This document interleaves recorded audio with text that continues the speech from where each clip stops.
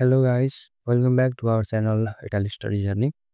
आजको भिडियोमा चाहिँ हामी नेप्लिज स्टुडेन्टको लागि निड बेस स्कलरशिप भनेको के हो, को एलिजिबल हुन्छन्, कस्तो डकुमेन्ट फाइनान्शियल निड्स अथवा फाइनान्शियल डकुमेन्टहरु चाहिँ कस्तो सो गर्नुपर्छ निड बेस स्कलरशिप पाउनको लागि इटालियन युनिभर्सिटीमा त्यसको बारेमा जानकारी दिन्छौं। अब फर्स्टमा कुरा गरौँ निड बेस स्कलरशिप भनेको के हो। निड बेस स्कलरशिप भनेको चाहिँ इटालियन युनिभर्सिटीहरुले रिजनल स्कलरशिप हुन्छ international student with limited financial means र यो स्कलरशिपले चाहिँ के कभरेज गर्छ त। यो स्कलरशिपमा चाहिँ हामीले के पाउन सक्छौं त भने ट्युसन फी वाइभर हुन्छ। ट्युसन फी हामीले युनिभर्सिटीहरुमा ट्युसन फी तिर्नु पर्दैन। त्यसपछि अर्को भनेको एकोमोडेसन फ्री होस्टल अथवा रेन्ट अलाउन्स दिन्छ। रेन्ट अलाउन्स भनेको चाहिँ आफूले यदि कुनै कन्ट्र्याक्ट वाला रुमहरु भेटेको छ त्यो कन्ट्र्याक्ट लगेर सबमिट गर्ने युनिभर्सिटीमा र त्यही कन्ट्र्याक्ट अनुसार एनुअली कति खर्च हुन्छ, कति रेन्ट लाग्छ त्यसको एकोमोडेसनको पेमेन्ट युनिभर्सिटीले गर्छ। त्यस्तै अर्को छ फुड सपोर्ट।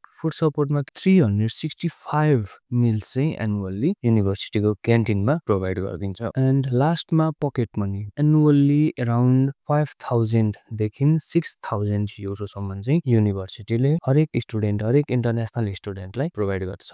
र अब निड बेस स्कलरशिप पाउनको लागि चाहिँ के एलिजिबिलिटी रिक्वायरमेन्ट चाहिँ के छ त यसको भन्ने विषयमा अलिकति जानकारी दिन चाहे। फर्स्टमा इनरोलमेन्ट स्ट्याटस सबैजनासँग भइहाल्छ।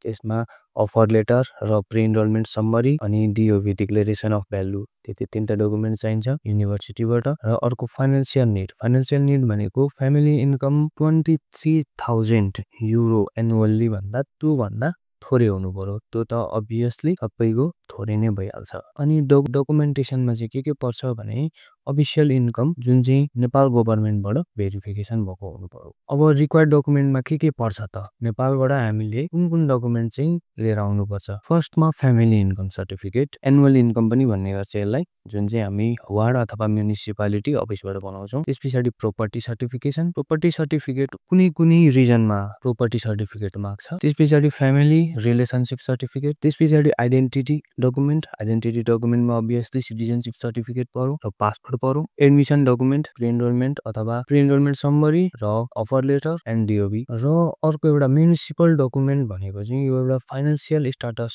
डकुमेन्ट हो। एप्लिकेन्ट एकदमै गरिब फ्यामिलीसँग बिलोङ्स गर्छ भनेर एउटा डकुमेन्ट हुन्छ, हो त्यो डकुमेन्ट बनाउनु पर्ने हुन्छ। त्यो चाहिँ वार्डबाट बनाउने, त्यसपछि म्युनिसिपालिटीमा गएर साइन गर्न लगाउने अधिकृतलाई एन्ड देन मोफामा गएर स्ट्याम्प र भेरिफिकेसन गर्ने। अनि एनुअल इन्कम त्यसपछि फाइनान्शियल स्ट्याटस र अरु कुनै पनि इन्कम अथवा एमाउन्ट देखाउनु भएको छ भने वार्डबाट त्यसमा फर्स्टमा रुपीज नेपाली रुपीज अभियसली हुन्छ। त्यो दिनको एक्सचेन्ज रेट कति छ त्यही अनुसारको कन्भर्ट गरेर युरोजमा पनि लेख्नु नबिर्सिनु। र त्यसपछि तपाईले मोफासम्म स्ट्याम्प लगाइसकेपछि इटालियन एम्बेसी नभएको केसमा बिएफएसमा गएर त्यो डकुमेन्टहरुलाई लिगलाइजेसन गर्नुपर्छ।